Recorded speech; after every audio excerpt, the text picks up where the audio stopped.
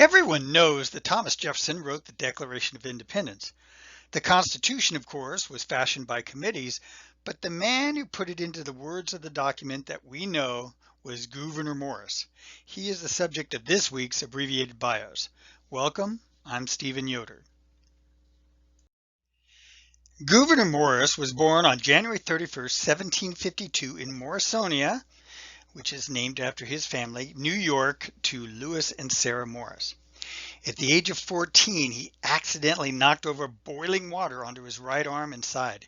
His right arm would be described in later years as devoid of flesh. This would not be his last accident. Gouverneur graduated from King's College in New York at the age of 16 in 1768. He then studied under William Smith to become an attorney. He was part of the New York Constitutional Convention of 1776.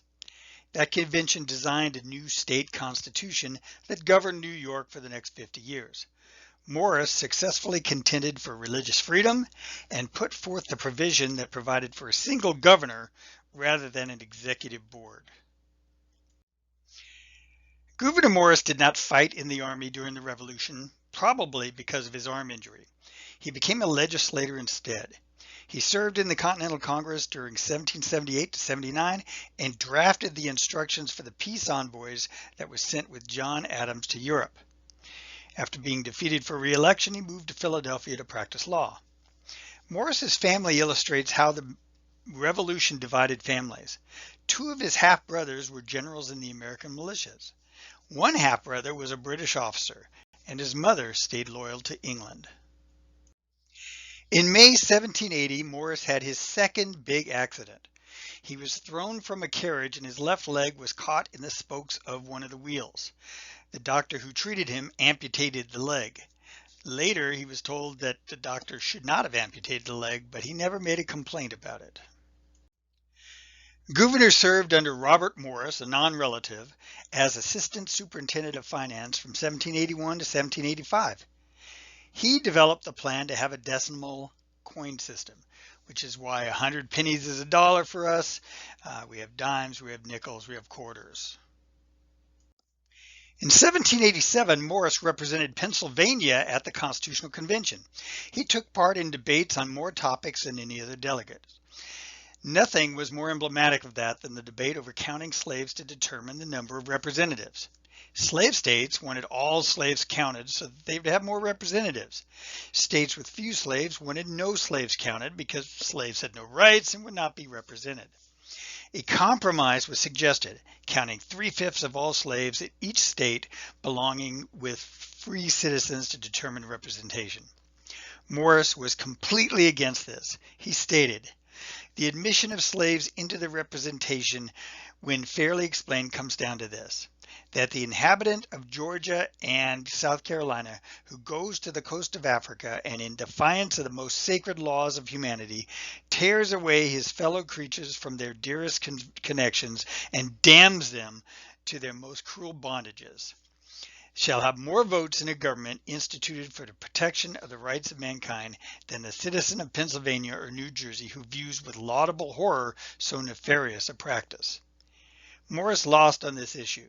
If he had won, it might have been a deal breaker for the southern states. The 3/5 clause was upheld. Once all the debates were done, the Committee of Detail gave Morris their rough draft for him to put into a presentable form.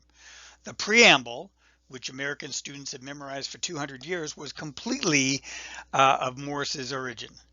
With the rest, he condensed and rephrased passages to make the concise document we know today.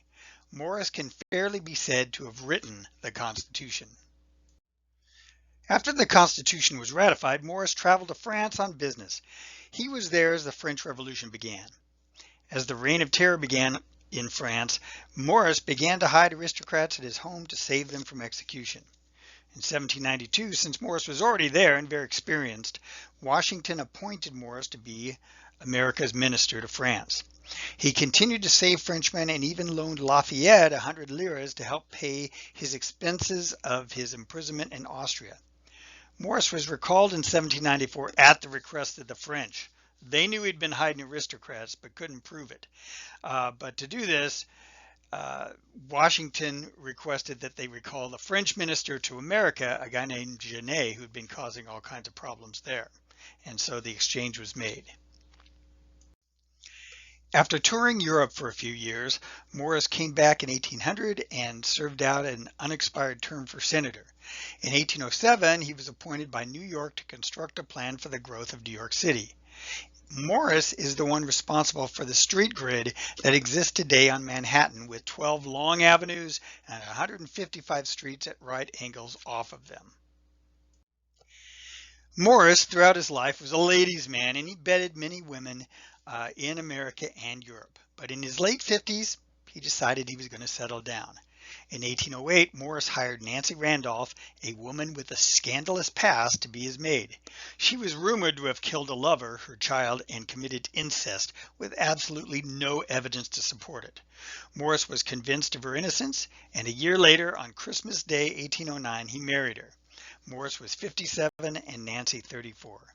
In 1813, they had a son, Gouverneur II, which greatly disappointed those relatives who thought that they would inherit his riches.